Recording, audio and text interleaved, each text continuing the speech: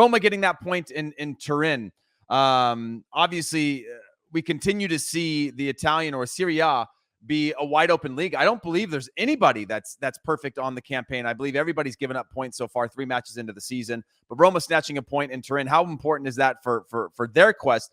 But also in just sort of the leveling of the start of the season for Serie A. I'm not entirely surprised by this result, because I predicted before the season started that I thought Roma would probably close the gap on some of the stronger teams in the league and make a better fist of trying to get into the Champions League spots, tip them for Coppa Italia success as well. So we'll see how that one plays out. But I think Jose Mourinho's pragmatism is really coming to the fore. I mean, admittedly, against a Juve side that, are not at their best so far this season, I still think that they'll pick up faster than they did last campaign, Juve. But, I think, missing, new key players like Angel Di Maria doesn't help. I know Rabiot picked up an injury as well, despite the fact that Allegri tried to move him on. So, Roma, I think, as long as they can avoid defeats in those kind of games, that's what's going to allow them to stay in touch and potentially, remain competitive for Champions League qualification, which I think has to be the aim now if Mourinho is to push on this Roma project. But I'm going to flip it around for you.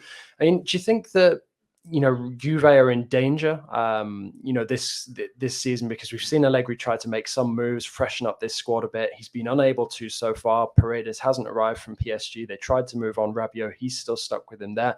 And it kind of feels like they're going to be relying on Vlahovic's brilliance, kind of like Fiorentina were before he moved there. And obviously Juve have, quality injured players like Chiesa to come back, but it's almost like, this Juve side feel like they're going to be sort of hamstrung for at least quarter of the season before they have like their full repertoire of talent available to Allegri. Yeah, I think that's a great point. And obviously the Pogba injury and just the rotation of the squad.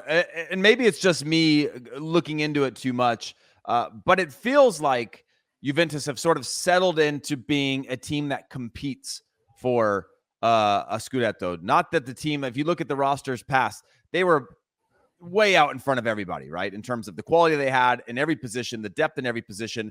And it felt like Serie A automatic, Champions League is the goal type of thing that you see in terms of the roster that they had built. But now, while they've got depth, while they've got quality, like you said, it seems like Vlahovic is going to be the one that has to carry them if they want to even win the league, let alone, what their chances are, in other competitions. So I agree with you. Or at least I feel that this is a team that is going to struggle to keep pace all year long, because there is multiple teams now that have lifted their levels, and then they're a team that I just don't see where everything is going to come from in terms of getting results consistently across an entire season. No, absolutely. And I think that, Allegri is, I can see things getting a bit tough in the next couple of weeks. Don't think it's the easiest Champions League group that they've been drawn into, obviously with PSG, but also with Benfica, Maccabi Haifa. None of those games are going to be easy on the road. Home form is going to be absolutely key. And Allegri, he wasn't even hiding when he was asked about it in one of his press conferences the other day. He's saying that, their qualification is going to play out against Benfica. It's not going to play out against PSG. And I think that illustrates exactly what you were saying just then. Like, Juve have settled into this sort of being one of the chasing pack now, as opposed to being the team that sort of sets the pace domestically. And I think that might be sort of a longer term worry for Juve. Yeah, and obviously for on the Roma front, adding Andrea Belotti to the team certainly adds more firepower to them and their ambition of being more competitive, or trying to compete for a spot at the top of the table in Serie A. So it'll be interesting to see where he actually fits into the lineup, with Tammy Abraham continuing to score goals for the club. Do you have any thoughts on this signing and where he could fit into the overall landscape? Yeah, I was curious to see where he would end up, because obviously we've known that he was leaving Torino for a while. There was some speculation that he might go to Major League Soccer, especially with Toronto's push for almost like an Italification of the squad. But then there was some rumors about Monaco, and then ultimately, it emerges that Roma was the best destination for him. Mourinho, is convinced that he can get a tune out of him consistently. And, it feels like a good fit, and perhaps having that established sort of, I guess guaranteed 10 to 15 goal striker, that could really help to boost this Roma side, because, it hasn't been the most prolific of starts to the season for Tammy Abraham, as great a talent as he is. And I think, this kind of move, especially given that it's on a free transfer, takes a bit of the weight of expectation off of the likes of Abraham, and perhaps frees them up. And then also, it's going to allow, dybala a little bit more freedom and a bit less pressure as well to start delivering.